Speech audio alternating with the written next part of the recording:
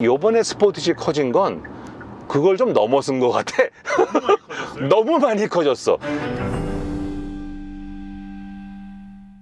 네, 안녕하세요. 오늘은 기아의 스포티지 차량을 타고 있는데요. 오늘은 황순아 대표님을 모셔서 이 스포티지의 아버지라고 저는 생각을 하는데, 지는 아니고 내가 엔지니어가 아니니까 옆에서 잠깐 도와주는 정도. 그러나 처음부터 관여가 됐었죠.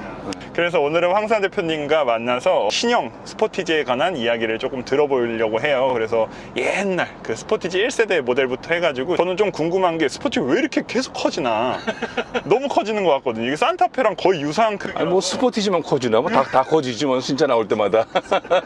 그래서 그런 얘기까지 한번 섞어서 오늘 진행을 해보도록 하겠습니다. 스포티지를 처음 개발했을 때부터 관여하셨다고 하셨잖아요. 네. 그 스포티지가 나오게 된 배경이 좀 있나요? 그거는 제 저서에 다 나오는데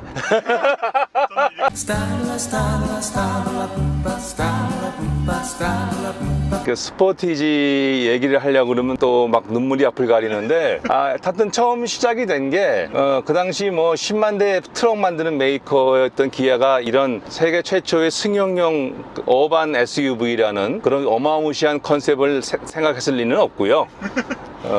포드가 프라이드 성공 이후 프라이드를 한국에서 만들어 갔으니까 기아가 잘하네 그래갖고 그럼 기아랑 소형 SUV를 만들어 봐야 되겠다. 그래서 포드가 당시 상품 기획이 재무팀보다는 기획팀이 우세할 때라서 기획팀 중심으로 미래를 시장 개척해 나가는 그런 게 굉장히 활발한 타임이었어요. 포드의 황금기였죠. 토로스 나오고 그럴 때. 그래서 해보자. 그래서 그때 그 포드의 코드네임은 UW52였는데 그래서 이 컨셉을 들고 온 거예요. 대충 그림도 스케치를 그려갖고 소형 SUV 5인승에 뭐 당시는 프레임 없이 만들 수는 없으니까 프레임이 있는데 프레임을 이렇게 중간에 꺾어서 힙 포인트를 낮추고 뭐 이것저것 승용형 디자인을 넣어서 뭐 기아야 그때 뭐 그런 걸 볼 안목이 있나. 그러니까 이제 한 15만 대 만들어갖고 10만 대를 가지고 간다고 그러니까 우와 그러면 기아가 한 5만 대 팔고 그러면 15만 대 어우 좋아요 뭐 이러는데 이제 좀 기초 연구를 진행하다가 이제 포드가 이제 그 유명한 그 기아 지분 50% 요구하는 사건이 벌어져 갖고 뭐 그 계기로 이제 떨어졌단 말이에요. 떨어져 갖고 이제 포드는 이제 기아가 안 한다고 그러니까 당시 뭐 일본에 마즈다밖에 없으니까 마즈다한테 가 갖고 다시 시작해 갖고 나온 게 이스케이프. 포드 이스케이프를 마즈다가 개발해 준 거예요. 이스케이프가 UW52 스포티지의 사촌인 셈이죠. 아버지는 같은데 엄마가 다른 이복 동생이 된 거죠. 그래서 기아는 그때 독자 모델을 막 해보고 싶었는데 어떻게 할 줄 모르고 있다가 처음부터 차는 이렇게 개발하는 거라가 포드가 친절하게 안내해주고 그림까지 프로세스 포함해갖고 요 단계에 구매는 뭐하고 판매는 뭐하고 개발은 뭐하고 쫙 같이 그런 건 사실 기아는 처음 본 거거든요. 이대로 하면은 차가 나오는 거구나. 그러면 뭐 해보지 뭐. 당시 또 프라이드를 해갖고 돈을 많이 벌 때고 다음에 이제 프라이드 위에 세피아 S카죠. 당연히 프라이드 탄 사람이 3년 뒤에 옮겨갈 거 아니에요. 그 차를 개발해야 되는데 그 차 개발하기 위해서 언더바디를 이제 마즈다 거 323 쓰려고 그러니까 마즈다가 안 줬어요. 경계해갖고 미쯔비시는 현대한테 줬는데 그래서 아반떼가 나왔는데 그래서 이제 독자 개발을 졸지하게 된 거예요. 준중형 차를. 근데 독자 개발을 어떻게 하는 거야?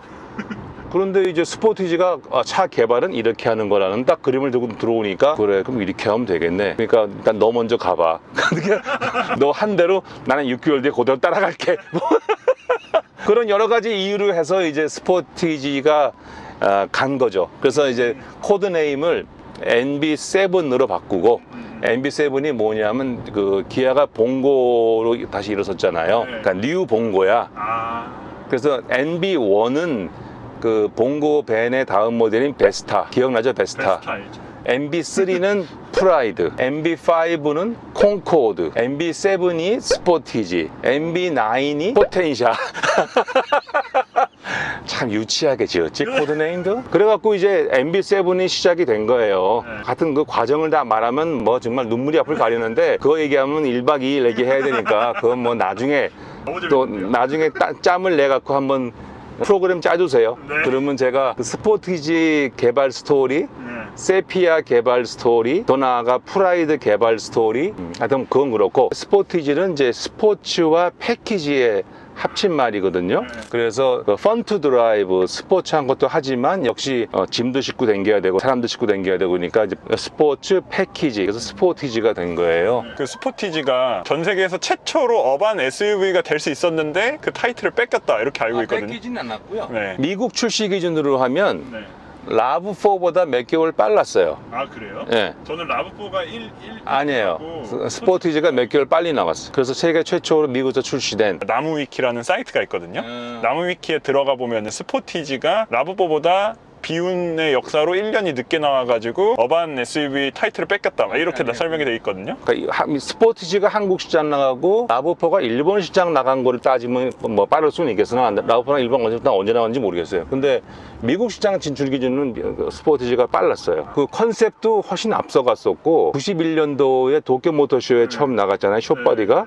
그리고 이제 93년도, 95년도에는 롱바디, 그랜드라고 그러죠. 그게 나갔었는데 제가 책에서 쓴 것처럼 저는 91년도는 잠깐 들렸었고 그때 회장님 비서할 때라서 93년도는 제가 주재원 나가서 그 도쿄 모터쇼 전시를 총괄할 때라서 너무 잘 알죠.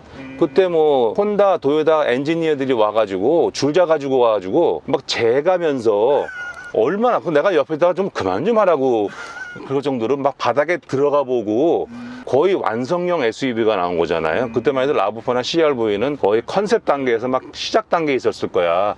아, 이렇게 만들면 되는구나. 힌트를 줬네요. 그렇게 된 거죠. 일본 애들 특징이 뭐 새로 시작은 못해도 있는 거 개선해가고 내는 건 잘하잖아. 사실은 그래서 기아가 그때 약간 돈이 딸리는 바람에 세피아 만드느라고 스포티지는 자꾸 뒤로 밀렸어. 이제 양산 전 단계까지는 스포티지가 안내를 했는데 양산 준비부터는 세피아가 훨씬 빨리 간 거야. 급하니까. 스포티지는 출시가 1년 이상 뒤로 간 거예요. 괜히 돈이 없어가지고. 그렇게 돼가지고 좀 늦게 나왔던 건데, 그래서 나온 게 이제 숏바디, 처음에 숏바디가 나왔죠. 그게 4125인가? 지금의 스토닉보다 작아요. 근데 그게 프레임을 넣어갖고도 1.4톤인데 휠 베이스가 2650이거든요. 그러면 제가 늘 얘기하는 휠 베이스와 전장의 비율을 따지면 보통 60이 기준인데 이게 4.2%인가 그래. 무슨 말이냐 하면 완전 어반 타입으로 짐은 조그맣게 싣고 다니고 기계적인 부분은 앞뒤로 최대한 밀어서 내부 공간을 확보해서 사람이 편하게 이용할 수 있는 공간을 최대한 확보하자. 그래서 뒤에 트렁크 작았죠. 대신에 뒤에 앉아갈 때도 레그룸도 충분히 나왔었고 공간이 충분히 나왔었어요. 무게도 1.4톤이니까 뭐 힘도 충분했고. 그래서 이제 지금은 스포티지가 이제 엔트리 레벨 패밀리 SUV이지만 그때만 해도 그거 조그만 게 무슨 패밀리 SUV야. 당시 젊은 사람들을 꼬시기 위한 그 펀트 드라이브의 젊은 사람을 위한 SUV였죠. 그런 컨셉으로 나가다 보니까 승차감, 소음, 진동을 잡기보다는 이렇게 통통 튀고 탁 튀어나가고 굉장히 재밌게 만드는 그런 컨셉으로 나왔던 차죠. 근데 재미있는 건 93년도에 출시를 했으니까 지금까지 28년 동안 끊이지 않고 스포티지라는 이름의 차가 나온 거잖아요. 기아 내에서는 봉고 다음으로 최장수 모델이야. 독자적인 이름으로서는 기아 내에서 가장 오래된, 그 다음은 카니발이에요. 카니발이고 사실은 사람들이 모르고 있는데 기아 이름으로 지금까지 판매된 거 가운데 가장 많이 판매된 게 스포티지. 그래서 올 상반기까지 총 누적 판매 대수가 600만 대를 넘었어요. 지금까지 기아에 그런 모델이 없어요. 국내에서는 잘 안 팔렸는지 몰라도 해외에서는 사실 상당히 인기가 있었다고. 그 당시 국내는 뭐 SUV 그러면 갤러퍼 같이 각지고 막 마초 막 이런 걸 좋아할 때라서 이렇게 동글동글 예뻐한 건 뭐 힘도 없어 보이고 좀 그랬잖아요. 거의 못 팔렸는데 해외에서는 거의 50만 대 가까이가 팔린 거야. 선진국에서의 반응은 굉장히 좋았던 거예요. 그래서 하여튼 1세대가 하여튼 여러 가지 이유로 하여튼 히트를 치면서 그 당시 SUV로서는 획기적으로 그때는 다 파트타임 그러니까 4휠 드라이브인데 갤러퍼도 4륜구동 가려고 그러면 근데 코란도도 일단 세워놓고 4륜 집어넣고 출발해야 되거든요.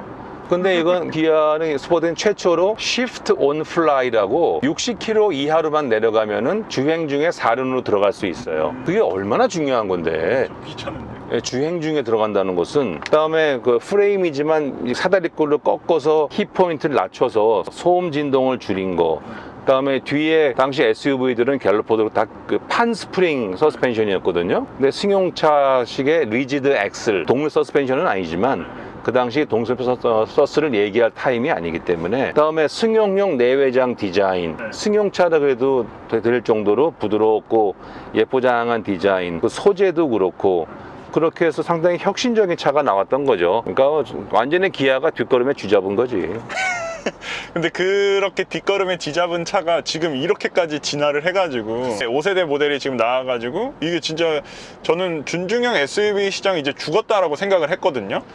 소형 SUV에도 치이고 위에는 이제 중형 그 이상의 이제 대형까지도 나왔기 때문에 이제 사람들이 준중형 SUV는 거들떠보지 않을 거다 이렇게 생각을 했는데 이게 또 어떻게 돌파구를 찾아가지고 되게 잘 판매가 되고 있다는 게 저는 되게 놀랐거든요. 그러니까 그게 이제 상품 컨셉을 잘 잡아야 되고 그게 상품 기획인 거예요. 죽이고 살리고는 디자인도 중요하지만 상품 기획이 더 중요해. 황사 대표님께서 보셨을 때 이 5세대 스포티지로 진화하면서 소비자들이 이게 되게 열광을 하고 있잖아요. 지금 이거 계약해도 5개월 이상 기다려야 되거든요. 받으려면.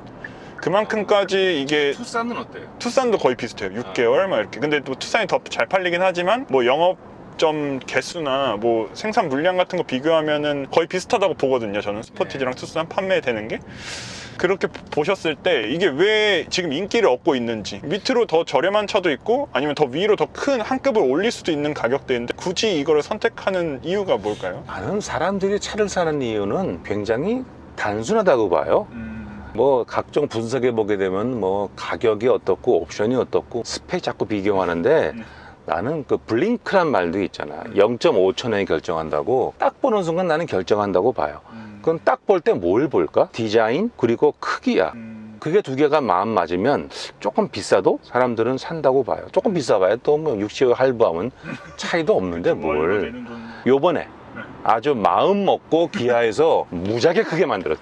그 전장을 4660이니까 무려 180mm를 늘린 거예요. 그리고 휠 베이스도 2750이니까 거의 85mm 늘렸어. 이게 산타페보다 조금 작아요. 산타페보다 좀 작은데 이야 나도 뒤에 앉아보니까 야 이거 보면 됐지 하는 생각이 드는 거야. 아까 이제 이 스포티지가 왜 인기가 있냐 투싼 들고 물어보셨는데 내가 크기라고 그랬잖아요. 메이커에서 모델을 체인지할 때마다 크게 만드는 이유는 있어요. 조금씩 크게 만들어. 그러니까 점점 커지잖아요. 그러니까 산타페도 처음 나올 때는 지금의 투싼만 했다고 이게 점점 커진단 말이야. 그건 왜 커지냐 하면 물론 기술이 좋아지니까 크게 만들어도 경량화시키고 엔진 힘을 올려갖고 퍼포먼스는 안 떨어지게 하고 하는 게 있지만 기본적으로 값을 올려야 되거든. 인건비도 올라가고 각종 물가도 올라가는데 크기를 같거나 작게 만들어 놓으면 올릴 명분이 없어. 그러니까 좀 커지면서 값도 커지면 그럼 일선에서 영업사원들이 값 올린 거에 대해서 명분이 있기 때문에 차를 팔기가 쉬워져요. 그런데 요번에 스포티지 커진 건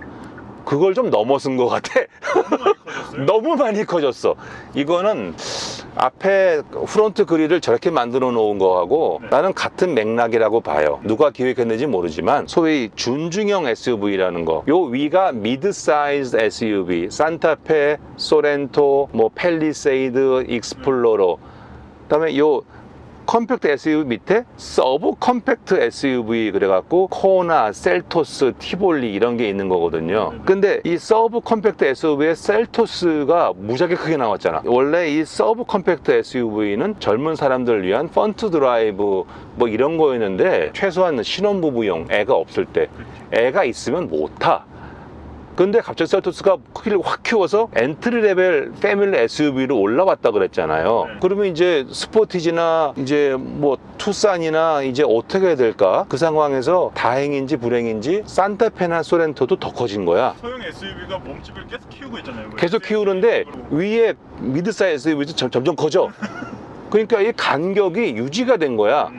그래서 이만큼 180mm를 키워도 산타페보다는 작고 밑에 셀토스보다는 훨씬 큰 거의 안락한 엔트리 레벨이 아니라 안락한 수준의 패밀리 SUV가 나온 거예요. 난 그게 굉장히 중요하다고 생각해. 이게 살아남을 수 있었던 이유가 같이 몸집을 키웠기 때문에 그렇고 거기에 맞춰서 이것도 과감하게 키워서 이제는 뭔가 셀토스와 경쟁한다고 보기 좀 그렇지만 패밀리 SUV로서 제일 중요한 게 뭐냐 하면 차량 컨셉을 잡을 때요. 키워드는 Everyday Practicality 즉 매일매일 생활에서의 실용적인 용도를 맞춰줘야 돼. 그렇게 하려면 가속 성능, 뭐 연비, 공간, 뭐 디자인 다 있잖아요. 거기에서 보편 타당하게 뭐 하나 뛰어난 것보다 뭐 하나 빠지지 않게 둥글둥글하게 나와야 돼. 그게 패밀리 SUV의 특징이거든요.